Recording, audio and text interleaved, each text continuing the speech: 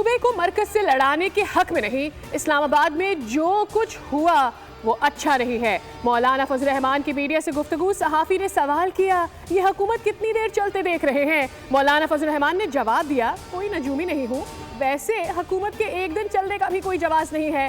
किसी पार्टी पर पाबंदी लगाना, गवर्नर राज लगाना, ऐसे हालात नहीं है।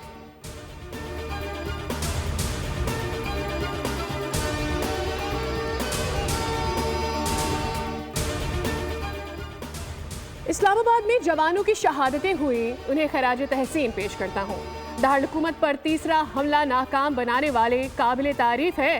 केपी में शरपसंदों की हुकूमत है। केपी हुकूमत ने मुसल्ला होकर इस्लामाबाद पर हमला किया। पीटीआई का एजेंडा निहायत खतरनाक और पाकिस्तान मुखालिफ है। पारा चिनार में सरहद पार करके तालिबान हमले कर रहे हैं। इन्हें अफगानिस्तान की पुष्पनाही हासिल है। सियालकोट में वजीर दिफा ख्वाजा आसिफ की प्रेस कॉन्फ्रेंस, कहा कि पीटीए वाले इस बात पर ही इत्तफाक नहीं कर सके कि उनके कितने लोग मरे हैं। कोई कुछ नंबर बता रहा है, कोई कुछ और कह रहा है। इस किस्म की बातों का एजाज सिर्फ पीटीआई को हासिल है। ना किसी मरने वाले के जनाजे की वीडियो सामने आई, ना किसी के लवाहिकीन की कोई वीडियो सामने आई।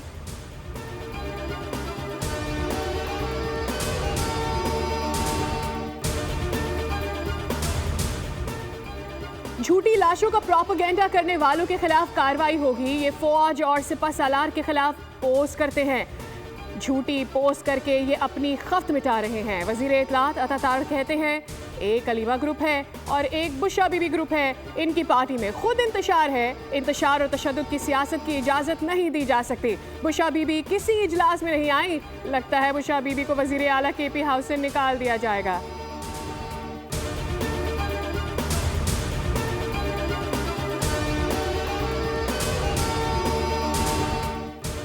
आपके लिए तहरीके तालिबान बयान दे रही है, आपके लिए इसराइल बयान दे रहा है। भारत से फंडिंग आप ले रहे हो। ये हो क्या रहा है भाई? सिंध के सीनियर वजीर शर्जील इनाम मेमन की मीडिया से गुफ्तगू, कहा कि ये कौन सी सियासी जमात है जिसके लिए तालिबान और इसराइल मैदान में उतर रहे हैं। अगर इस मुल्क का कानून इन बातों की इजाजत नहीं देता तो फिर वो होना चाहिए जो कानून कहता है।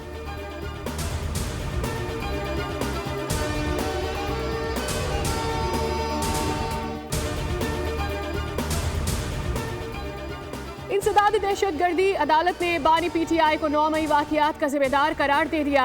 अदालत ने 8 मुकदमात में जमानतें मुस्तरद करने का तहरीरी फैसला जारी कर दिया। फैसले में कहा गया है कि जमान पार्क में तैयार की गई साजिश के गवाहान के बयान रिकॉर्ड पर मौजूद हैं। बानी पीटीआई ने मिलिट्री तंसीबात पर हमलों की हिदायत दी और साजिश तैयार की। प्रोसिक्यूशन के पास हिदायत के ऑडियो समेत दीगर सबूत मौजूद हैं।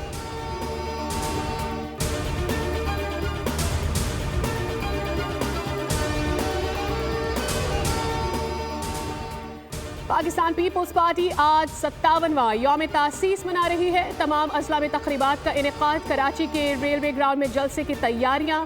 Chairman people's party Bilawal Bhutto Zardari खिताब करेंगे।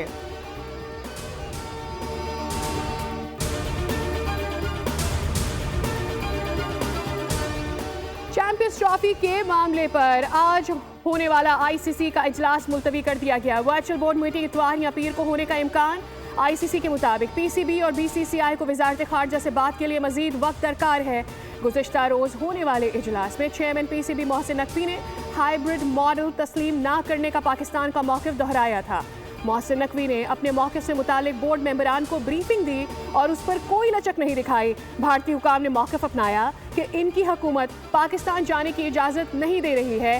डेडलॉक बरकरार रहने की सूरत में चैंपियंस ट्रॉफी के मुस्तकबिल का फैसला वोटिंग के जरिए होगा।